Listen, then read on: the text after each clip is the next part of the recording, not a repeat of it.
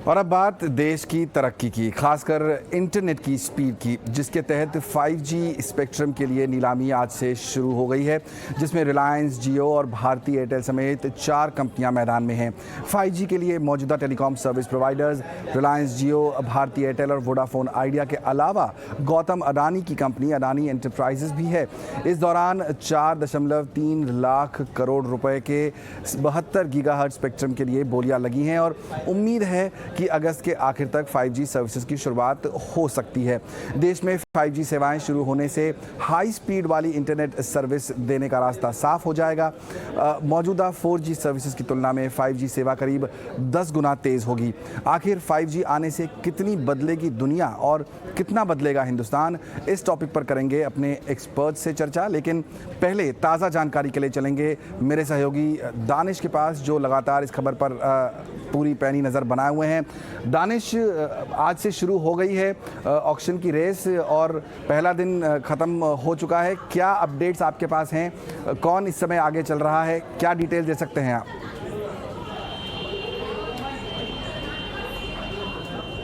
देखिए, 5G का काफ़ी समय से हर कोई इंतज़ार कर रहा था। आज वो दिन आ गया है जब 5G का स्पेक्ट्रम का ऑक्शंस इंडिया में हो रहा है। फिलहाल आज के दिन में 3 राउंड हुए हैं, अब अलग अलग बिडिंग हुई है 3 राउंड्स में, और जो सबसे ज़्यादा इंटरेस्ट जो टेलीकॉम ऑपरेटर्स दिखा रहे हैं वो मिड बैंड और हाई बैंड को लेकर है। और जिस तरह से एक पहले एक्सपेक्टेशन थी कि इंडस्ट्री जिस तरह से ना खुश थी 5G के बेस प्राइसेस को लेकर, लेकिन आज हम जब स्पेक्ट्रम में देख रहे हैं तो ये बिडिंग 3 राउंड तक आगे चली गई है। तो हमें साफ अनुमान लगा सकते हैं कि जिस तरह से इंडस्ट्री का पहले कहना था कि काफ़ी उनके लिए मुश्किल होगा 5G के बेस प्राइस पे ऑक्शन इसको पर्टिकुलर फ्रीक्वेंसी को खरीदना, लेकिन अब वो बिल्कुल आज सामने बिल्कुल ऑपोजिट उनकी बात होते हुए आ रही है, क्योंकि हमको दिख रहा है कि एंथुसियास्टिक हैं टेलीकॉम कंपनीज लेने के लिए। और खासकर मेट्रो सिटी में एक अच्छा इंटरेस्ट देखने को मिला है। इस बारी अदानी डेटा सर्विसेज ने भी बिड करा और एक नॉन टेलीकॉम कंपनी है जिसने अपना इंटरेस्ट दिखाया है 5G स्पेक्ट्रम को लेकर। और अदानी जो है वो अपने कैप्टिव यूज़ यानी कि अपने प्राइवेट यूज़ के लिए इस 5G के स्पेक्ट्रम को लेंगे। और अगर लेकिन कुल मिलाकर अगर देखा जाए तो अभी तक 3 राउंड ऑफ स्पेक्ट्रम की बिडिंग हो चुकी है और जैसे कि आपको मैंने बताया मिड बैंड और हाई बैंड पर है। लेकिन एक बात आपको मैं और बताना चाहूँगा, जिस तरह से सरकार को भी पहले लग रहा था कि उनको 80,000 या 90,000 करोड़ के करीब रेवेन्यू से मिलेगा, लेकिन जिस तरह से अभी तक का इंटरेस्ट दिखा है तो हम एक तरह से कह सकते हैं कि सरकार को जो रेवेन्यू इसे जनरेट होगा 5G के स्पेक्ट्रम के ऑक्शन के बाद, वो उनके एक्सपेक्टेशन से भी एक लिमिट पार कर सकता है। तो कुल मिला के अगर देखा जाए तो 5G स्पेक्ट्रम ऑक्शन इस समय भी चल रहे हैं, 3rd राउंड ऑफ बिडिंग चल रही है और अभी हमको थोड़ी देर के बाद पता लगेगा कि क्या डे 2 में ये ऑक्शन स्पिल ओवर होंगे या आज ही 5G ऑक्शन समाप्त हो जाएंगे। चलिए दानिश, बहुत बहुत शुक्रिया इस पूरे अपडेट के लिए। दानिश मेरे सहयोगी बताते हुए किस तरह 5G ऑक्शन चल रहा है और आगे क्या स्थिति बनने वाली है। लेकिन जब 5G आ जाएगा हमारी ज़िंदगी में तो उसमें क्या बदलाव आएंगे, कितना इम्पोर्टेंट इसको मानना चाहिए। मेरे साथ मेरे खास मेहमान जुड़ रहे हैं, महेश उत्पल जी। महेश जी, बहुत बहुत स्वागत आपका ET नाउ स्वदेश पर। बहुत लोग जब चर्चा कर रहे हैं 5G की तो बहुत एक सिंपल टर्म्स में ये कह रहे हैं कि इंटरनेट की स्पीड बढ़ जाएगी। क्या ये इतना सिंपल है या इसको हमें कुछ और डिटेल में समझना चाहिए? किस तरह से फ़ायदे होंगे 5G के आ जाने के बाद? देखिए, इसमें कोई शक नहीं कि एक मेन जो 5G का जो की कैरेक्टरिस्टिक है वो स्पीड ही है, और वो जैसा आपने बताया 10 गुना से ज़्यादा है 5G में पॉसिबल। तो ये अपने आप में एक बहुत जरूरी चीज है। पर इसके अलावा 5G के 2 और पहलू हैं। एक जिसको हम कहते हैं लो लेटेंसी सर्विसेज, यानी जब उन सर्विसेज जिनका रिस्पांस टाइम कम होना चाहिए। अब जैसे आप ड्राइवरलेस कार्स की बात होती है, कार जो कि अपने आप ही चलती जाए, उसमें हमको जो रिस्पांस टाइम चाहिए टेक्नोलॉजी का वो कहीं कम है। आमतौर पे हमारी जो ह्यूमन रिस्पांस है उससे भी अच्छा चाहिए, जिससे कि एक्सीडेंट वगैरह ना हो। ठीक उसी तरीके से कई किस्म की मेडिकल सर्जरीज वगैरह हैं, उसमें भी हमें जो रिस्पांस टाइम चाहिए वो कहीं ज्यादा है। ठीक उसी तरीके से हमको एविएशन में और पोर्ट्स में और फैक्ट्रीज में, मैन्युफैक्चरिंग वगैरह में हमको कई किस्म की नीड्स हैं डेटा प्रोसेसिंग की, जिसमें हमको लो लेटेंसी सर्विसेज की आवश्यकता है और वहां पर 5G का अपना योगदान होगा। और एक तीसरी चीज ये है कि 5G जो है वो ह्यूमन टू ह्यूमन कम्युनिकेशंस के अलावा ह्यूमन टू मशीन और मशीन टू मशीन कम्युनिकेशंस के लिए भी रेलेवेंट है। तो जैसे कि हम लोग अब देख रहे हैं कि जैसे आपका फ्रिज है, जैसे आपकी गाड़ी है, जैसे आपके बाकी हाथ में आपके डिवाइसेस हैं या आपके घर में अप्लायंसेस हैं, उन सब को अब हम नेटवर्क पे आस्ते आस्ते ला रहे हैं। और उसके लिए जो बैंडविड्थ और जो सपोर्ट चाहिए होगा टेक्नोलॉजी का, उसके लिए 5G बहुत ही अहम है।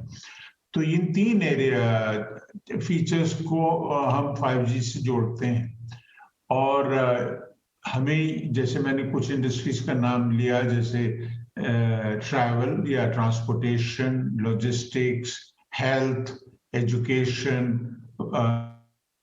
पोर्ट्स, एयरपोर्ट्स वगैरह वगैरह, इन सब में 5G का एक बहुत बड़ा रोल है। और आस्ते आस्ते हमारी जो कंपनियां हैं जिनके बड़े बड़े इन सर्विसेज में निवेश हैं, और साथ में वो कंपनियां जो बहुत बड़ा, जिनके नेटवर्क हैं, जिनके बहुत बड़े कैंपस हैं, उन सब में 5G का एक रेलेवेंस है। और वो हम देखेंगे अगले कुछ दिनों में। बाकी रही बात एंड यूजर, उसके लिए 5G का अभी इतना रेलेवेंस नहीं है। और मुझे नहीं लगता कि ऑपरेटर भी अभी कुछ व्यापक रूप से ये सर्विसेज उपलब्ध कराएंगे। मुझे नहीं लगता कि ये सर्विस बहुत ज्यादा शहरों में निकट भविष्य में मिलने वाली है, ऐसा नहीं लगता है। कुछ शहरों में, कुछ इंडस्ट्रीज में, कुछ टारगेट कस्टमर्स के लिए ये सर्विसेज शुरू हो जाएंगी। पर हमें इसको 4G जैसा नहीं समझना चाहिए। 4G एक परवेसिव व्यापक सर्विस थी। 5G जो है वो एक लोकेशन बेस्ड होगी, ज्योग्राफी बेस्ड होगी, इंडस्ट्री बेस्ड होगी। तो आपने काफ़ी सारी इंपॉर्टेंट बात बताई यहाँ पर कि किस तरह से 5G का इस्तेमाल होगा आने वाले समय में। और ये भी बहुत ज़रूरी बात आपने बताई कि ज़रूरी नहीं है कि हर शहर में आपको ये मिलने लगे जब से लॉन्च भी हो फ़ायदे 5G। लेकिन महेश जी, यहाँ पर जैसे हर सिक्के के दो पहलू होते हैं, अच्छी बातें तो हमने की, लेकिन यहाँ पर आई एम श्योर कि कुछ न कुछ चैलेंजेस भी ज़रूर होंगे। वो क्या हो सकते हैं? क्योंकि यहाँ पर भी ओवर सिंप्लीफिकेशन दिखाई देता है कई बार कि आपका जो फ़ोन का बिल है वो बहुत ज़्यादा बढ़ जाएगा क्योंकि 5G की कॉस्ट बहुत ज़्यादा है। क्या ये ओवर सिंप्लीफिकेशन ठीक है या इसकी कुछ और भी मुश्किलें आपको दिखाई देती हैं? देखिए, इसमें दो वो हैं। यदि हमारे मार्केट में कंपटीशन या प्रतिस्पर्धा कम होगी तो दाम बढ़ने के चांसेस ज़्यादा हैं। और यदि ज़्यादा ऑपरेटर्स होते तो कुछ हद तक कंपटीशन ही प्राइस को कम कर देता, जैसे कि हमने 2G 3G के टाइम पे देखा था। और अब हम देख रहे हैं कि 4G तक की सर्विसेज के दाम आस्ते आस्ते बढ़ रहे हैं। तो 5G को हम ये समझ लें कि ये बहुत ही अफोर्डेबल सर्विस होगी आम ग्राहक के लिए। मुझे लगता है ये अभी कहना थोड़ा सा प्रीमेच्योर है। मुझे नहीं लगता कि शुरू में हमें आम ग्राहक के लिए और आम ग्राहक को सूट करने वाले दामों पर ये सर्विस मिलेगी, मुझे नहीं लगता। दूसरी बात यह है, इसके रोल आउट में कई दिक्कत आने की भी आशंका है, क्योंकि हमें इसमें टावर जो चाहिए होते हैं 5G सर्विसेज के लिए, वो कई गुना ज्यादा है 4G से। इसके बावजूद कि वो जो टावर हमको चाहिए वो 4G जैसे टावर नहीं है, इतने ऊंचे नहीं हैं, इतने लंबे नहीं हैं। उनकी हाइट जैसे बिजली के खंभे हैं उतनी ही लगभग होने की संभावना है। पर यदि हम बिजली के खंभों पर भी यदि 5G की इक्विपमेंट लगाएंगे तो वो भी इतनी आसान नहीं है, क्योंकि हमको कई लाख ये सब लगाने होंगे यदि हम पूरे देश में लगाना चाहते हैं। तो और उसमें क्योंकि आपको हर एक, चाहे वो बिजली की कंपनी है, चाहे वो कोई सरकारी बिल्डिंग है, चाहे वो प्राइवेट बिल्डिंग है, घर है, जहां भी आप लगाना चाहेंगे वहां पर आपको ये निगोशिएट करना पड़ेगा। आपको कुछ दाम अग्री करने होंगे और ये जो बिल्कुल। निगोशिएशन है वो इतना आसान शायद ना हो, तो ये Correct. सब चीजें भी आएंगी। और तीसरी बात ये है कि जी। जितना महंगा स्पेक्ट्रम होगा उतना ही कंपनीज के लिए मुश्किल हो जाएगा सर्विसेज को एक्सपैंड करने में। और बिल्कुल, तो ये देखना खासकर ज़रूरी है उस- कि जो स्पेक्ट्रम की बोलियां हैं वो किस लेवल तक जा रही हैं, क्योंकि उससे भी बहुत कुछ तय होगा कि अंत में जो यूज़र है उसके हाथ में क्या लगता है। बहुत बहुत शुक्रिया महेश जी, समय निकालकर हमारे साथ जुड़ने के लिए, क्योंकि ये बहुत ज़रूरी बात है। 5G आने वाला है, लेकिन लोगों को क्या मिलेगा और क्या नहीं वो समझ में आना बहुत ज़रूरी है, जो आपने बहुत बेहतरीन तरीके से समझाया। चलिए, स्वदेश विशेष को आज फिलहाल यहीं समेटेंगे। हम लेंगे छोटा सा ब्रेक। आप बने रहिए ET Now स्वदेश के साथ।